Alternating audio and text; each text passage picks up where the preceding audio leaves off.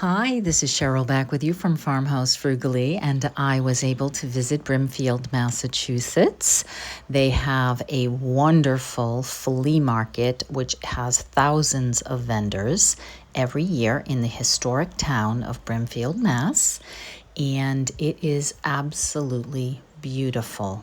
Every May, every July, and every September, they have about a week-long event where vendors fill tents and booths and acre after acre after acre with vintage wares and housewares, with antiques, with homemade items, with everything that your heart can desire.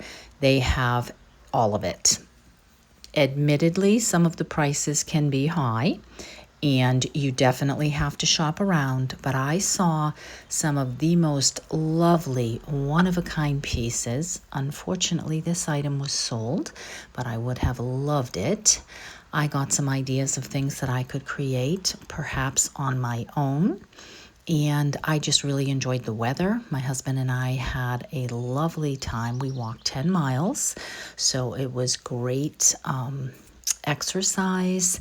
There are food vendors there and all kinds of things. I highly recommend, if you want to visit Brimfield, that you bring comfortable walking shoes, that you bring food so you don't have to pay the exorbitant prices of the food trucks unless you want to, that you bring plenty of water to drink, sunscreen, hat, whatever you like if it's warm out, and cash. Definitely cash is king. You can definitely get better prices if you offer cash, although a lot of the vendors will take any other forms of payment.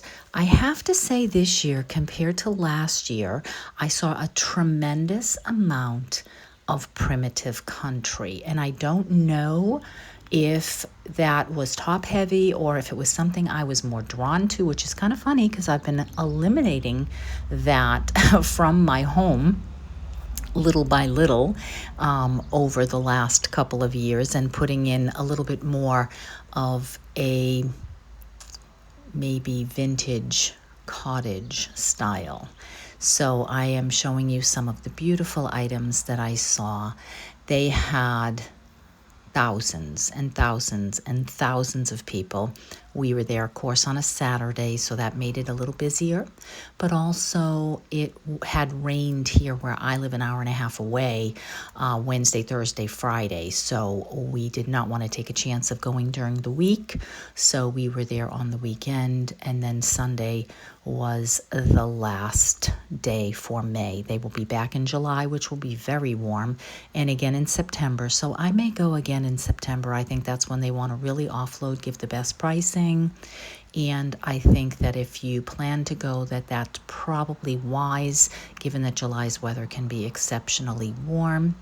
But I have to say it is very well worth it if you don't mind the hunt, if you don't mind walking, if you want to stay over a night or two and really get the full advantage of it. We, of course, did not see even half of it. Neither did we last year. It is just way, way, way too much to see in one day.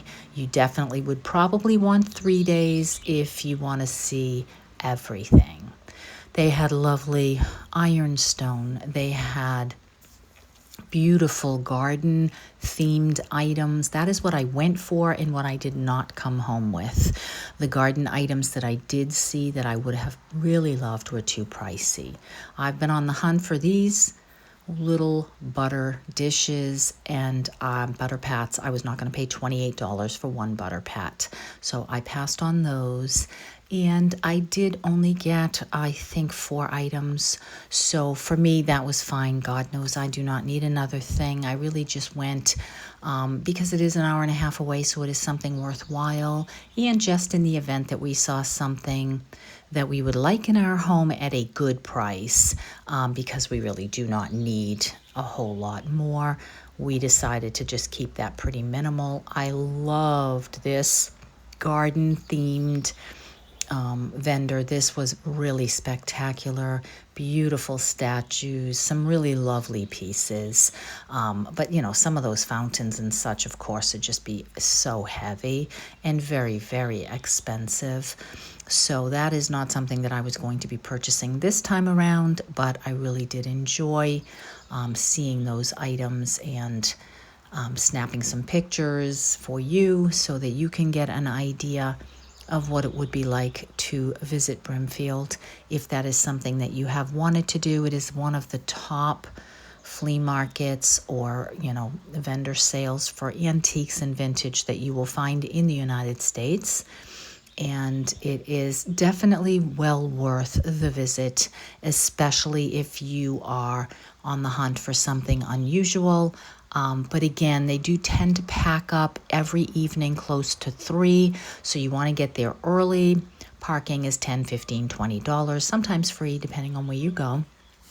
So you want to be prepared for that. And, I just really enjoyed the day. The weather was just perfect. The breeze, the temperature, everything made it much, much more desirable than other years when I've been, when it was either raining or hot, hot, hot. So this was really one of the better times weather-wise for us.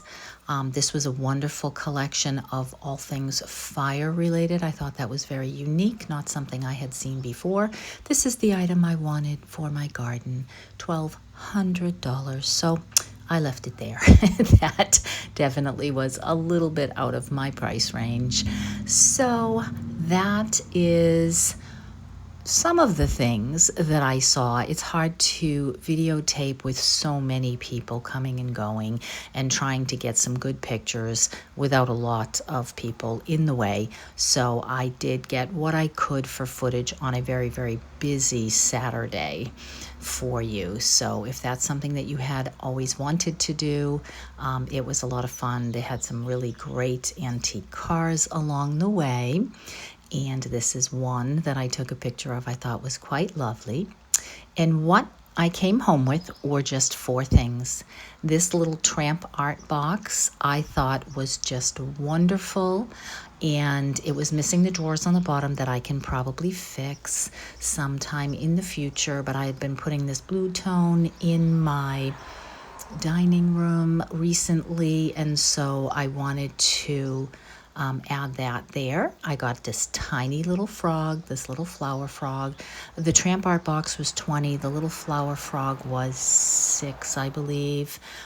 This cute little shell dish was $6 also, for the collection that I have on the other side of that dining room. So I thought that those 3 were well worth the price. But I would say the number one item that I got that I absolutely do not need, but I could not pass up because the price was just spectacular, was this number 5 crock.